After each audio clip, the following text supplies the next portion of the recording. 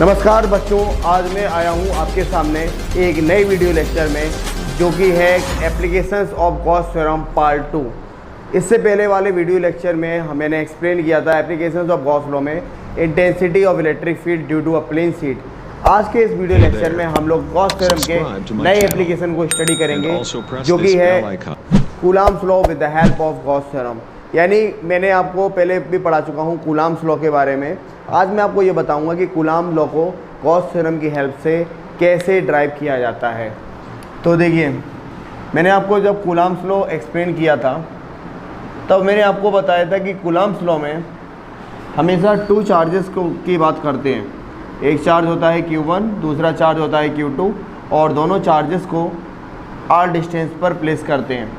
जैसे ही दोनों चार्जेस को एक दूसरे के पास लाया जाता है, रखते हैं, वैसे ही दोनों चार्ज एक दूसरे पर फोर्स लगाते हैं। अब ये फोर्स अट्रैक्शन भी हो सकता है और रिपल्सन भी होता है। It depends upon the nature of charge. Suppose that if both charge are positive then force will be repulsive, if both charge are negative then force will be repulsive, and if both charges are different then force will be attractive. तो ये depend करता है charges के nature के ऊपर। अब क्या होता है कि दोनों चार्जेस के बीच में लगने वाला जो फोर्स है वो दोनों चार्जेस के प्रोडक्ट पे डिपेंड करता है। And if we will increase the distance between charges then force will decrease, यानी कि डिस्टेंस इंक्रीज करने पे फोर्स डिक्रीज हो जाता है। तो इस बेसिस पे हम लोगों ने फार्मूला पढ़ा था F equal 1/4 pi epsilon not Q1 Q2 upon R square. ये प्रीवियस वीडियो लेक्चर में मैंने आपको एक्सप्लेन किया था कूलम्ब्स लॉ। आज इसी टॉपिक को हम लोगों को पढ़ना है गॉस थ्योरम की हेल्प से। हमें ये देखना है गॉस थ्योरम से कैसे हम लोग कूलम्ब्स लॉ को एक्सप्लेन कर सकते हैं। लेकिन इस कॉन्सेप्ट में हमें पढ़ना पड़ेगा कि इलेक्ट्रिक फ्लक्स का उसमें क्या रोल होता है कूलम्ब्स लॉ को एक्सप्लेन करने के लिए, और इलेक्ट्रिक फ्लक्स का क्या रोल होता है, इलेक्ट्रिक फील्ड का क्या रोल होता है। इन सब चीज़ों को पढ़ते हुए हम लोग आज कूलम्ब्स लॉ को ड्राइव करेंगे गॉस थ्योरम की हेल्प से। तो आइए देखते हैं क्या होता है। फर्स्ट एप्लीकेशन है expression of Gauss theorem, expression of Coulomb's law.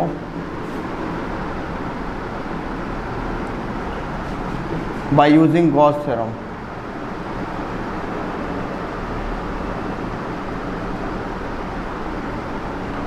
ये अपना डेरिवेशन है। इस डेरिवेशन में हम लोगों को कूलम्ब्स लॉ को एक्सप्लेन करना है with the help of Gauss theorem.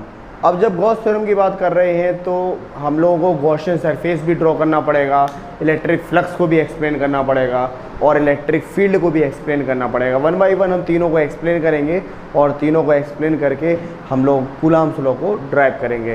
तो सबसे पहले सपोज दैट ये एक चार्ज है Q, suppose that it is a charge Q and it is placed at point O। जब ये चार्ज को मैंने पॉइंट O पे रखा तो अब हम लोगों ने एक कॉन्सेप्ट पढ़ा था कि जब किसी चार्ज प्लस चार्ज को आप रखते हैं तो प्लस चार्ज से इलेक्ट्रिक फील्ड लाइंस प्रोड्यूस होती हैं। इस टाइप से plus charge electric field lines को ओरिजिनेट करता है और ये इलेक्ट्रिक फील्ड लाइंस इनफाइनाइट तक ट्रेवल करती हैं। तो मैंने क्या किया, ये प्लस चार्ज रखा तो मैं क्या देखूंगा, इस प्लस चार्ज से इलेक्ट्रिक फील्ड लाइंस इस टाइप से ओरिजिनेट होने लगी इसके अराउंड में, इधर इस टाइप से। ये क्या हुआ, इलेक्ट्रिक फील्ड लाइंस ओरिजिनेट होने लगी। अब अगर मैं इन सब इलेक्ट्रिक फील्ड लाइंस, ये जो इलेक्ट्रिक फील्ड लाइंस है, इन सब इलेक्ट्रिक फील्ड लाइंस जहाँ तक जा रही हैं वहाँ तक क्या बनेगा, इसके चारों तरफ एक इलेक्ट्रिक फील्ड बनेगा। तो मैं क्या करता हूँ, एक इलेक्ट्रिक फील्ड चार्ज के अराउंड में ड्रॉ करता हूँ। तो ये देखिए एक चार्ज है, that is a plus Q charge, it is placed at point O and around this charge an electric field is create. अब इलेक्ट्रिक फील्ड कहाँ तक बना, suppose that R distance, charge से R डिस्टेंस तक electric field generate हुआ। R distance पर एक point P है where we have to calculate the electric field and electric flux. तो अब क्या करेंगे हम लोग, जब ये पॉइंट P है यहाँ से इलेक्ट्रिक फील्ड लाइंस निकलेंगी, इलेक्ट्रिक फील्ड लाइंस निकल के इस पॉइंट P के पास में ये जो एरिया है यहाँ से पास होंगी। Suppose that this area is DS and electric field lines will pass through this area, then there will be electric field, यहाँ इलेक्ट्रिक फील्ड भी होगी। अच्छा, अब जब इस सरफेस से इलेक्ट्रिक फील्ड लाइंस पास होंगी तो यहाँ पर इलेक्ट्रिक फ्लक्स भी होगा। तो यहाँ इस पॉइंट P पर इलेक्ट्रिक फ्लक्स भी होगा। उस इलेक्ट्रिक फ्लक्स को हमें कैलकुलेट करना है और उस इलेक्ट्रिक फील्ड को हमें कैलकुलेट करना है। हमें बताना है कि जब इस चार्ज को मैंने इस यहाँ पर रखा इस पॉइंट ओ पर, तो इससे निकलने वाली इलेक्ट्रिक फील्ड लाइंस जिस एरिया से पास हुई, सपोज ds एरिया से पास हुई, उस तो इस ds एरिया के पॉइंट बी पर इलेक्ट्रिक फील्ड की इंटेंसिटी क्या होगी। अच्छा, ये जो मैंने सरफेस ड्रॉ किया है that is said to be the Gaussian surface. Gaussian surface, Gaussian surface ध्यान रखना बेटा, गॉसियन सरफेस जो होता है वो रिप्रेजेंट करता है कि किसी भी चार्ज के चारों तरफ कितना इलेक्ट्रिक फील्ड है, उस इलेक्ट्रिक फील्ड का जो एरिया होता है उसको रिप्रेजेंट करता है हमेशा गॉसियन सरफेस। गॉसियन सरफेस कोई ओरिजिनल सरफेस नहीं होता, वो केवल ये रिप्रेजेंट करने के लिए बनाया जाता है कि जहाँ पर आपने चार्ज प्लेस किया है, चाहे चार्ज वायर में हो, चाहे चार्ज प्लेन शीट पे हो, चाहे कहीं भी चार्ज हो, तो उस चार्ज के अराउंड में इलेक्ट्रिक फील्ड कहाँ तक बन रहा है उस चीज़ को ये रिप्रेजेंट करता है। अच्छा, अब देखिए सबसे पहली चीज़ Gauss theorem we will use here. So according to Gauss theorem, Gauss theorem explain phi equal q upon epsilon naught because q charge is placed here and epsilon naught is the medium. Okay, phi की value क्या होगा, electric flux is E into D S equal q upon epsilon not. मैंने आपको बताया था electric flux जो होता है वो होता है integration E dot D S vector. अब सबसे पहली चीज़ यहाँ पर ये फॉर्मूला आप लोग अप्लाई करेंगे, A vector dot B vector equal A B cos theta.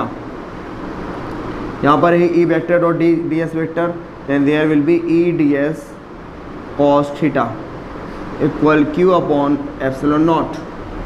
अब देखिए यहाँ पर E dot D S cos theta आया, यहाँ पर थीटा एक एंगल है and we have to represent the value of angle. देखिए चार्ज यहाँ पर है, इस चार्ज से इलेक्ट्रिक फील्ड लाइन्स ओरिजिनेट हुई।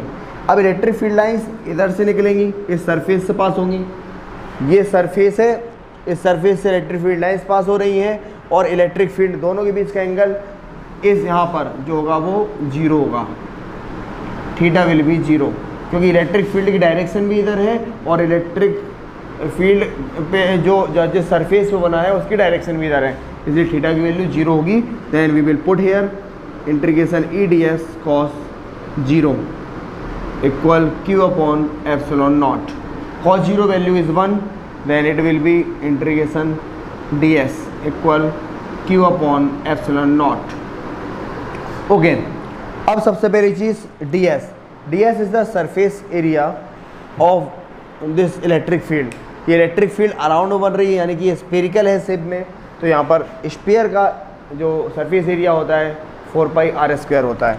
तो यहाँ पर हम लोग लिखेंगे here D S is the surface area of spherical surface area of electric field around charge. Okay, in spherical region.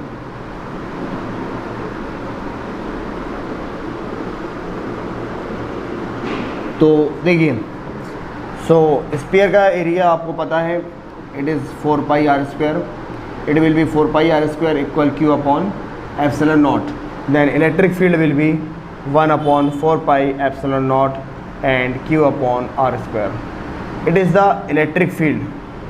तो ऐसे हमने निकाला इलेक्ट्रिक फील्ड। इससे हमें पता पड़ा कि जब हमने चार्ज को प्लेस किया और उस चार्ज से आल डिस्टेंस पर p पॉइंट पर क्या इलेक्ट्रिक फील्ड होगा। अब हम लोग एक और चीज़ को कंसीडर करेंगे कि अगर मैं यहाँ पर एक पॉइंट चार्ज प्लेस कर दूँ इस पॉइंट पी पर, तो उस पॉइंट चार्ज पर इस इलेक्ट्रिक फील्ड में इस क्यू चार्ज से कितना फोर्स अप्लाई होगा वो मुझे कैलकुलेट करना है। तो सबसे पहले आप इसका स्क्रीनशॉट ले लीजिए, इस टॉपिक का आप स्क्रीनशॉट ले लीजिए। देखिए इलेक्ट्रिक फील्ड जो है वो हुआ E equal 1 upon 4 pi epsilon naught q upon r square, जैसा कि अभी मैंने आपको ड्राइव करके बताया। अब देखिए इलेक्ट्रिक फील्ड तो हमारा आ गया, अब हमें निकालना है कि अगर देखिए अब हम कंसीडर करते हैं ये जो पॉइंट P है, यहाँ पर मैंने एक चार्ज रखा Q0, that is the test charge. When I will put test charge here, then what will happen? Charge plus Q and Q0 both will apply force on each other. यानी plus Q charge और Q0 charge दोनों एक दूसरे पर force apply करेंगे. अब ये force attraction भी हो सकता है और रिपल्सन भी हो सकता है. अगर वो charges are same, then in this case there will be repulsive force. तो देखिए यहाँ पर लिखता हूँ, when test charge Q0 is to be placed at point P, then force acts between both point charges. Force acts between both point charges. And formula क्या होता है force का? F equal Q0 E. Then now we have to put the value of E from here. Then Q0 into 1/4 pi epsilon naught Q upon R square. Then finally you will get the formula of force x between the both point charges 1/4 pi epsilon naught Q0 upon R square. तो ये जो है अपना final formula आया force का. इससे हम लोग क्या पता लगा सकते हैं कि दोनों पॉइंट चार्जेस के बीच में क्या फोर्स अप्लाई होगा. यानी it is the derivation of Coulomb's law by using the Gauss theorem. तो सबसे पहले एक चीज़ ध्यान रखिए, कभी भी CBSE बोर्ड में क्वेश्चन ऐसा नहीं आता है डायरेक्ट कि explain Coulomb's law and explain vector form of Coulomb's law. Question थोड़ा सा चेंज होके आता है. क्वेश्चन में हमेशा पूछते हैं कि drive in expression for the Coulomb's law by using the Gauss theorem. तो अगर ऐसा क्वेश्चन आता है जिसमें गॉस थ्योरम की बात करते हैं तो आपको सबसे पहले क्या करना है, एक चार्ज ड्रॉ करना है. चार्ज के अराउंड में इलेक्ट्रिक फील्ड क्रिएट करना है. इलेक्ट्रिक फील्ड क्रिएट करके आपको सरफेस एरिया ड्रॉ करना है. उस सरफेस एरिया से निकलती हुई इलेक्ट्रिक फील्ड लाइंस को ड्रॉ करना है. और इलेक्ट्रिक फील्ड लाइंस को ड्रॉ करके आपको फ्लक्स बनाना है, फ्लक्स को बताना है, फ्लक्स एक्सप्लेन करना है. और फ्लक्स के बाद आपको गॉस थ्योरम को एक्सप्लेन करना है, गॉस थ्योरम का फॉर्मूला लगाना है. और उसके बाद में इलेक्ट्रिक फील्ड कैलकुलेट करना है इस पॉइंट P पर. और इलेक्ट्रिक फील्ड के बाद आपको फोर्स फाइंड करने के लिए उस पॉइंट P पे कंसीडर करना है कि आपने एक चार्ज Q0 को वहाँ पर प्लेस किया. बस ये छोटा सा टॉपिक है, इसका आप स्क्रीनशॉट ले लीजिए. इसके बाद मैं नेक्स्ट टॉपिक आपको करवाने जा रहा हूँ. तो नया टॉपिक है आपका एप्लीकेशंस ऑफ गॉस थ्योरम का. लास्ट टॉपिक है जो इस चैप्टर का, वो है intensity of electric field due to a uniformly charge spherical shell. तो आज हम लोग इस नए टॉपिक में स्टडी करेंगे कि एक स्फेरिकल सेल है, अगर उस स्फेरिकल सेल को चार्ज डिस्ट्रीब्यूट करें तो उस स्फेरिकल सेल पे क्या इलेक्ट्रिक फील्ड क्रिएट होगी. इसका क्वेश्चन एक बहुत इंपॉर्टेंट क्वेश्चन है, CBSE में काफ़ी बार पूछा जाता है. ये सेक्शन E में लास्ट सेक्शन में पूछा जाता है 5 मार्क्स में. और इसके अलावा स्टेट बोर्ड्स में भी काफ़ी इंपॉर्टेंट है ये, कई बार क्वेश्चन आता है. बहुत ज़्यादा इंपॉर्टेंट है ये. तो देखिए क्या होता है, क्वेश्चन 3 पार्ट में आता है. जैसे कि ये स्फेरिकल सेल है. अब स्फेरिकल सेल है तो जैसे आप इस स्फेरिकल सेल को चार्ज दोगे तो स्फेरिकल सेल जितनी भी होती हैं वो अंदर से हॉलो होती हैं. तो क्या होगा, चार्ज इसके सरफेस पे डिस्ट्रीब्यूट हो जाएगा. डिस्ट्रीब्यूट होने पे क्या होगा, इसके अराउंड में इलेक्ट्रिक फील्ड क्रिएट होगी. अब इसके बाहर एक पॉइंट पे इलेक्ट्रिक फील्ड निकालना है, इसके सरफेस पे इलेक्ट्रिक फील्ड निकालना है और इसके अंदर सेंटर पे इलेक्ट्रिक फील्ड निकालना है. तो क्वेश्चन ऐसा आता है, derive an expression for an intensity of electric field due to a uniformly charge spherical shell. उसमें पॉइंट्स आते हैं. पहला पॉइंट होता है at the centre of spherical shell and second point आता है at the surface of spherical shell. और उसके बाद आता है at outside the spherical shell या इनसाइड. ये जो अंदर वाला था सेंटर वाला, इसको इनसाइड द स्फेरिकल सेल करके भी आ सकता है और बाहर के लिए for outside the spherical cell, इस टाइप से करके क्वेश्चन आता है. काफ़ी इंपॉर्टेंट क्वेश्चन है ये वैसे देखा जाए तो. चलिए देखते हैं कैसे सॉल्व होगा. सपोज दैट सबसे पहले मैंने कंसीडर किया कि एक स्फेरिकल सेल है. It is a spherical shell and the radius of spherical shell is small r. ठीक है. अब स्फेरिकल सेल को मैं आपको बताता हूँ होता क्या स्फेरिकल सेल। स्फेरिकल सेल हर वो बॉडी होती है जो अंदर से बिल्कुल हॉलो हो, जैसे कि बॉल होता है ना, एक प्लास्टिक की बॉल, रबड़ की बॉल, वो क्या होती है अंदर से बिल्कुल हॉलो होती है। लेकिन आप मेटेलिक बॉल की बात मत करना, मेटेलिक बॉल अंदर से हॉलो नहीं होती। मेटेलिक जो बॉल होती है वो सॉलिड होती हैं। आप एक हॉलो बॉल मान लो, ठीक है, या आप बलून मान लो, बलून होता है अंदर से बिल्कुल हॉलो होता है। अब क्या करोगे, आप जब उसे चार्ज दोगे, प्रोवाइड कराओगे, तो क्या होगा, चार्ज उसके सरफेस पे यूनिफॉर्मली डिस्ट्रीब्यूट होने लगेगा। जितनी बड़ी बॉल होगी उतना ज़्यादा चार्ज उस पर यूनिफॉर्मली डिस्ट्रीब्यूट होगा। अब वो बात अलग है कि ये बॉल जो है वो कितनी बड़ी है, ये डिपेंड करेगा बॉल के साइज़ के ऊपर, यानी बॉल के एरिया के ऊपर। जैसे क्या हुआ, when I will give the charge Q, then charge will distribute uniformly over the surface of this spherical ball और स्फेरिकल सेल। ठीक है, अब जब ये चार्ज यहाँ डिस्ट्रीब्यूट हुआ तो चार्ज से इलेक्ट्रिक फील्ड लाइन्स जनरेट होंगी, बिकॉज ये प्लस प्लस चार्ज है तो इस टाइप से इलेक्ट्रिक फील्ड लाइन्स जनरेट होंगी, इधर इधर इधर इधर इस टाइप से, बिकॉज दे आर वो positive charges are repulsive in nature. तो क्या होगा, इसके अराउंड में इलेक्ट्रिक फील्ड क्रिएट होगी।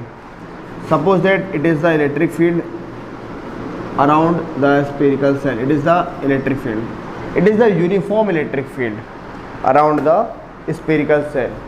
तो सबसे पहले जो टॉपिक है वो हमारा है for outside the spherical shell. बाहर हमें क्या कैलकुलेट करना है, इलेक्ट्रिक फील्ड, ये हमें बताना है for outside the spherical shell. तो देखिए, स्फेरिकल सेल का सेंटर है O, इससे R डिस्टेंस पर, suppose that it distance is R, at distance R a point is located, there is a point, suppose that P is the point, there is a point P where we have to find the intensity of electric field। अब देखिए, ये जो point P है, यहाँ पे electric field कैसे हम लोग कैलकुलेट करेंगे। देखिए, क्योंकि ये जो चार्ज होगा, ये प्लस प्लस जो चार्ज है, ये charge electric field lines generate करेगा। इलेक्ट्रिक फील्ड लाइन्स इधर से पास होंगी तो इधर पे इलेक्ट्रिक फील्ड एक क्रिएट हुआ। इलेक्ट्रिक फील्ड लाइन्स के पास होने से इस ds एरिया जो है इससे फ्लक्स क्रिएट हुआ, तो हमें फ्लक्स भी यहाँ पे निकालना पड़ेगा, क्योंकि जब चार्ज है तो जब चार्ज से इलेक्ट्रिक फील्ड लाइन्स पास होंगी तो यहाँ पे फ्लक्स भी होगा, इलेक्ट्रिक फील्ड भी होगा, तो ये सब हमें कैलकुलेट करना पड़ेगा। ठीक है, अच्छा, अब सबसे पहली चीज़ कि ये जो पूरा एक स्फेरिकल सेल बन गया, अगर हम इसको ड्रॉ कर लें तो ये एक स्फेरिकल सेल बन गया, and the radius of this big spherical shell is capital R।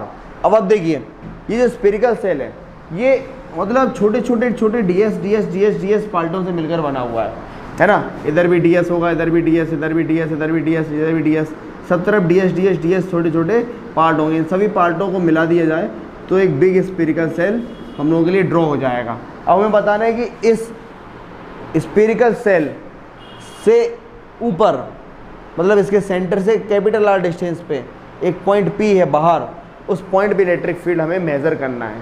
तो फर्स्ट ऑफ ऑल यहाँ पर पता होना चाहिए सरफेस चार्ज डेंसिटी, क्योंकि जब हमने इस स्फेरिकल सेल को चार्ज दिया तो क्या हुआ कि जो चार्ज था वो इसके सरफेस पे यूनिफॉर्मली डिस्ट्रीब्यूट हो गया। अब जब इसके सरफेस पर वो यूनिफॉर्मली डिस्ट्रीब्यूट हुआ तो यहाँ पर सरफेस चार्ज डेंसिटी की बात आई। And what is the surface charge density, we have to write here surface charge density sigma equal Q upon A, या हम लोग ऐसे लिखेंगे charge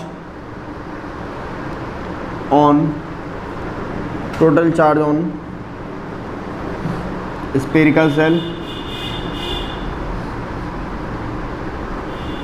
Q equal sigma into A, that is equation number 1। अब देखिए, ये तो यहाँ पर आया, लेकिन देखिए अब हम निकालते हैं इलेक्ट्रिक फील्ड। तो इलेक्ट्रिक फील्ड निकालने के लिए गॉस थ्योरम का कॉन्सेप्ट लगाना पड़ेगा, क्योंकि यहाँ पर फ्लक्स प्रोड्यूस हो रहा है इलेक्ट्रिक फील्ड लाइंस के पास होने से, तो गॉस थ्योरम का यूज़ करना है according to Gauss theorem.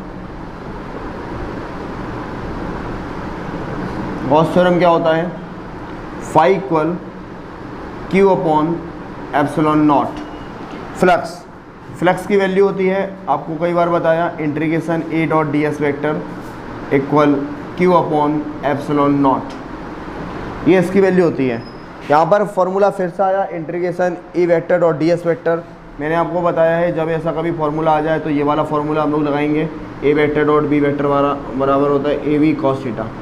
This formula we will use here. तो यहाँ पर क्या होगा, integration E D S cos theta equal value of Q is sigma A upon epsilon naught. Now E is the constant term, so we will remove it, and D S there will be cos 0, angle will be 0 degree. अब आप लोग सोच रहे होंगे angle 0 degree क्यों होगा। देखिए यहाँ पर प्लस चार्ज है, ये प्लस चार्ज है, इलेक्ट्रिक फील्ड लाइंस इधर जा रही है इस साइड में, और सरफेस भी ऊपर है। सरफेस की डायरेक्शन, ये जो सरफेस डी एस इसकी डायरेक्शन और इलेक्ट्रिक फील्ड की डायरेक्शन एक ही है, इसलिए यहाँ पे theta equal 0 degree, then there theta will be 0 degree, then finally you will get the answer E integration D S equal sigma A upon epsilon naught. अब देखें, अब हमें निकालना है इसकी वैल्यू, ds की वैल्यू। अब ds क्या है, ds का मतलब ये जो पूरा बड़ा वाला स्फेरिकल सेल है, ये पूरे स्फेरिकल सेल का सरफेस एरिया, ये पूरे स्फेरिकल सेल छोटे छोटे छोटे dsओं से मिलकर क्रिएट हुआ होगा। तो इस पूरे स्फेरिकल सेल की रेडियस जो है वो कैपिटल आर है, then its area will be 4 pi capital R square. तो हम लोग यहाँ पे लिखेंगे A into 4 pi capital R square equal sigma, और यहाँ पर ये जो एरिया था, ये एरिया इस छोटी वाली स्फेरिकल सेल का होगा, and it will be 4 pi r square because it has radius small r, so area will be 4 pi r square upon epsilon naught. 4 pi and 4 pi will be cancelled, then finally you will get the answer E equals sigma upon epsilon naught r square upon capital R square. So it is the final electric field at point P for outside the spherical cell. तो ये हुआ spherical shell के लिए electric field. अब हम लोग find करेंगे कि अगर ये पॉइंट P इसके सरफेस पर आ जाए, मतलब इसके बाहर है जो अभी पॉइंट P, ये बाहर ना होकर इसके सरफेस पर हो, तो इस सरफेस पर इलेक्ट्रिक फील्ड क्या होगी, इसको कैलकुलेट अब हम लोग करेंगे। तो देखिए ये जो दूसरा पार्ट है, इसमें हम लोग फाइंड करेंगे at the surface of electric spherical shell, यानी now we have to calculate the intensity of electric field at the surface of spherical shell. तो जब सरफेस की बात होगी तो यहाँ पर हमें ड्रॉ करना पड़ेगा डायग्राम दूसरे टाइप से। यहाँ पर जो पॉइंट P बाहर लिया था मैंने, अब मैं पॉइंट P को बाहर ना लेके इसके सरफेस पे लेता हूँ। Suppose that it is the point P, यहाँ पर हमें लेना है। तो यहाँ पर हमने क्या किया, पॉइंट यहाँ पर मैंने सबसे पहले इसे चार्ज दिया, चार्ज इसके सरफेस पे यूनिफॉर्मली डिस्ट्रीब्यूट हुआ। यहाँ पर पॉइंट P है और यहाँ पर जो सरफेस है वो है ds। इस पॉइंट P पे हमें इलेक्ट्रिक फील्ड को मेजर करना है कि पॉइंट P पर इलेक्ट्रिक फील्ड क्या होगा। So first of all we will apply the Gauss theorem. According to Gauss theorem, Gauss theorem says phi equal q upon epsilon naught। phi की value flux की value होती है integration ई vector dot D S vector equal q upon epsilon naught. अब यहाँ पर देखिए, यहाँ पर वैल्यू होगी ई D S cos theta equal Q upon epsilon naught. अब देखिए ये जो थीटा है ये यहाँ पर फिर से 0 हो जाएगा, क्योंकि यही सरफेस की डायरेक्शन, यही पे इलेक्ट्रिक फील्ड की direction, then theta will be 0 degree.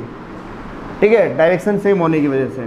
Then E D S cos 0 equal Q upon epsilon naught. तो यहाँ पर E integration D S equal Q upon epsilon not.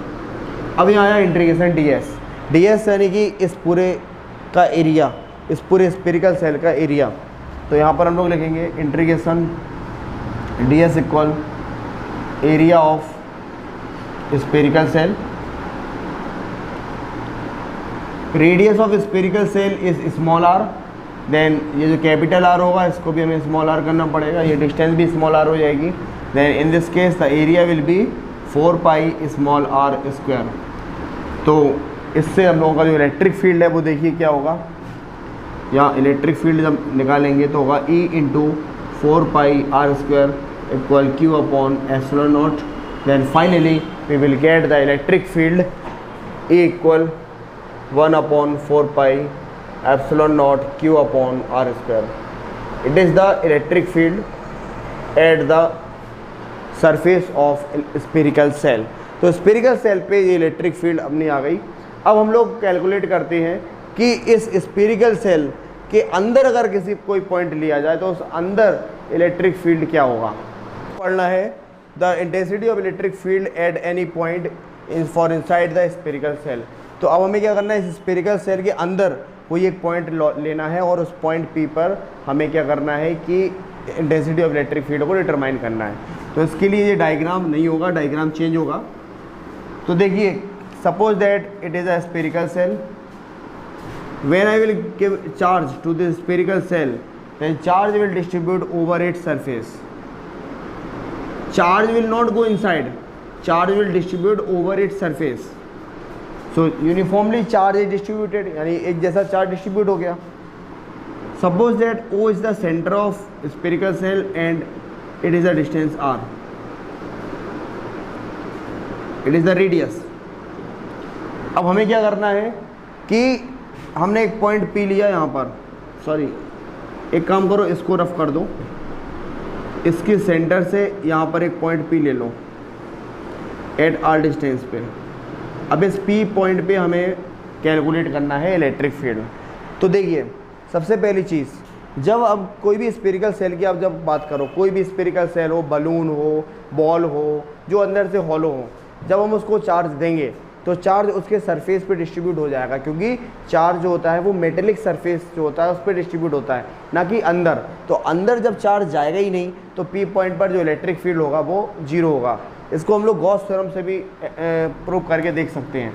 जैसे अकॉर्डिंग टू गॉस थ्योरम हम लोग apply कर सकते हैं। गॉस थ्योरम कहता है phi equal Q upon epsilon naught. तो यहाँ पे होगा integration a d S cos zero equal, charge यहाँ पर है ही नहीं तो जीरो, तो यहाँ से इलेक्ट्रिक फील्ड जो होगा वो भी जीरो। तो कहने का मतलब है, if we will talk about the intensity of electric field for inside the spherical shell, then it will be zero always. Okay, तो आप इसका स्क्रीनशॉट ले सकते हैं। थैंक यू वेरी मच मेरे साथ जुड़ने के लिए इस वीडियो में। और अगर आपको कोई प्रॉब्लम हो तो आप कमेंट कीजिए, सब्सक्राइब कीजिए मेरा चैनल, और ज़्यादा से ज़्यादा लोगों को शेयर कीजिए, बताइए लोगों को कि मेरे चैनल के बारे में। और बहुत बहुत धन्यवाद आप सभी लोगों का। मिलते हैं हम लोग अगले चैनल में, अगले टॉपिक में हम लोग पढ़ेंगे नई नई चीज़ों के बारे में। तब तक धन्यवाद।